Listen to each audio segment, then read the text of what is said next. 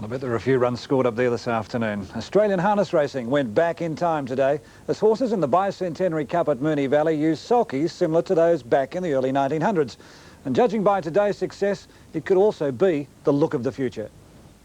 Australian harness racing conformed to the narrow sulkies early this century after previously using the wider cart. Today in the feature at the Valley, both horses and drivers took on a new look as the wider sulkies were tested in race conditions. The international sulky is manufactured in Australia and exported overseas. Because of our tracks not conforming to a consistent standard, their use is limited, which in many instances affects the performance of the Australian-bred horse. New South Wales 2-year-old Roliella proved the merit of the international cart by smashing 2 world and 6 Australian records time trialling with the international sulky in May last year, running the mile in 1:55 dead. But using the narrower, longer sulky since has failed to even get close to that time. Designer and manufacturer Jim Walsh sees the overseas leading us with our own product. It's worth bearing in mind that in the USA and Europe there are tracks that are as narrow as some of our tracks and they still use the wide sulkies. Nobody thinks to make the sulky narrow to suit the track. If speed is your aim, you use the best equipment, that means the track and the sulky. The stress pull factor is less and designed to keep weight off the horse's back and shoulders, creating greater speed and performance. If this export comes back to our racetracks, it may save our breeding industry millions of dollars and overvalued imports and create Australian horses for export. As with this sulky, we've proved our horses can run the times of those overseas. And there was racing of another coat at Sandown today. Let's check the feature TAB Daily Double for 12 Past Habit and 2 Gavel, paying $99.65. The Quadrella for the numbers 5, 7, 1 and 2 will return you $1,890.15. And for the Quad Extra, you need the combination of 12, 1, 2 and 9 to collect $15,969.60. Well, turning to racing tomorrow, it's at Moonee Valley and Bert Bryant selects the Sydney Colt Flotilla in race 7 as his best bet. That's Flotilla number 1 in race 7 and will be in the capable hands of Brent Thompson. And Brian, that wraps up sport. Thank you, Robert. In Tetslotto, 1 Division 1 winner will return. In only his 3rd race back after a serious race fall last September, jockey Gary Willits returned to the winning list at Sandown this afternoon. Willits broke both wrists in the fall but was untroubled in booting home the winner in the first on the card. Nanyutara at 5-4 was the first of 3 favourites successful for the afternoon, with Plush Embassy at 15 second and Lord Chevalier third at 9-1. Race 2 was the Bicentenary Handicap, with the long shot Zone successful at 66-1, giving apprentice jockey Stephen King his first city winner. Second was Open to Offers at 11-4, with Silver Scout third at 6-1. Spadance at 5-2 was the unplaced favourite. Lady Coburn at 14s won the third from fast finishing 7-4 favourite Sausalito Cell and Stagecraft at 8-1. In race 4, Luxury took money at 11-2 from Dulcind at 12s and 13-8 favourite Ebulance third. The grey Carawan was the favourite in race 5. Jubilee Poet tackled by Carawan inside the 200. It's dashed away. They're followed then by, back behind them, Wilkie Mack, but Carawan is streaking clear. Oh, he's making a one-act affair of it. Carawan will win it by about 4 or 5 lengths to squeeze $1. Third is Wilkie Mack, and they're followed in then by Sovereign Rock. Carawan with Greg Hall up at 9-4 from Squeeze $1 at 33s and Wilkie Mack at 14s. Top weight Grenovia was the favourite in race 6. King and Coda joined by Past Habit, superimpose on the inside. Past Habit going home a bit better out wide's taken the lead, and Past Habit's got up to win it. Past Habit has won second, either King and Coda, superimpose or Warren. Past Habit had the winning habit at 10s, with King and Coda getting second money at 13-2 and Superimpose at 16s. Grenovia unplaced at 5-2. Form followed the handicapper in race 7. 3 lengths beat that under the whip, and then Royal Bistro and Shackle Star, but Call Me the Breeze has broken clear with about 50 metres to go. Over 2 lengths to beat that, trying hard, but Call Me the Breeze is too good. Call Me the Breeze beat that in second placing. Benefactor third. They went past the post in order of weight. Call Me the Breeze at 5s, beat that at 4s and the 11-4 favourite Benefactor. Gavel was the favourite in race 8. And then came Quick to Shift. It's still in front. Gavel with about 100 metres to go from Lord Vegas. Marsh and Son and Quick to Shift, and Gavel's going to lead all the way again. Too good.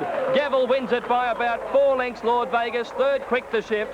They're followed by Marsh and Son. Cordell. Never headed from the 200. Gavel won it at 3s from Lord Vegas at 4-1 and Quick to Shift at 50-1. Princess Zegna at 14 to 1 won the last from Mean Dancer at 6s and Fashionville at 7s. Show of Flowers was the unplaced favourite at 5 to 4. The quad extra today paid $15,969.60, while the quadrella for 5, 7, 1 and 2 paid $1,890.15, and the daily double for 12 and 2, $99.65. The first weight for age race of 1988, the William Reid Stakes at Moonee Valley tomorrow, has drawn a field of top-class gallopers. Greg Miles says Campaign King, which won the race 2 years ago, can do it again. Campaign King will be ridden for the first time by Bart Cummings' new stable rider, Brent Thompson. So Greg's daily double is 1 and 6 into 4 and 1. The extra double, 2 and 4 into 4 and 1, and the quadrella, 4 double 1 4, and the quad extra, double 1 double 4. So that's all the information you need to have a punt tomorrow, Mary. Absolutely, and I've got it all down pat. Have you? Peter, Good. thank you. Thanks. Now our weekly community services segment over here. Highlight of racing at Sandown today. 4 months ago, Gary was involved in a shocking fall at Flemington. Today, he bounced back with his first winner since on the favourite in the opening race. Alunda Sand in front. Willets bursts his way through on Nanatara. It takes the lead from Lord Chevalier and Plush Embassy, and Gary's home in this. Nanatara's 2 in front and Willets is back. Lord Chevalier and Plush Embassy fight out the minors. Willets wins the first on Nanatara. Well, it was just tremendous to get a winner so quick, and I just especially like to thank Jeff Murphy and also Michael Clark, because Jeff didn't actually think I'd be back this weekend, and it engaged Michael for the horse, and he said to me, look, I'll see Michael to see if he minds getting off the horse and give you a winner straight away. So I'm really thankful to both of them. And Nanatara in the first drifted to 5 to 4 favourite after it sweated up in the mounting yard and paid 85 and 60. The other big story today came from another jockey, 18-year-old Stephen King, who rode his first winner. It was in the second race. It was on the 66 to 1 chance Zone. Zone coming at it hard with Silver Scout and Iskra. Open to offers, tackled by Zone. Zone open to offers and Silver Scout late. Zone's taken the lead from open to offers with about 50 to go, and Zone first up's going to win. From open to offers, Silver Scout, Iskra. Then Dalpic, King's Talk running on behind Stephen King, the winning jockey there, his first win in the metropolitan area. The multiple forms of betting today. Quaddie was 5, 7, 1, 2, 1,890, 15. The quad extra was a huge one, 15,900 for 12, 1, 2, 9. Daily double on 12 and 2, 99.65, and the extra double on 11, 5, $56.15. Racing at Moonee Valley tomorrow. It's a very big meeting with the William Reid Stakes. The selections for the quadrella, we've gone for 4, 5, double 1.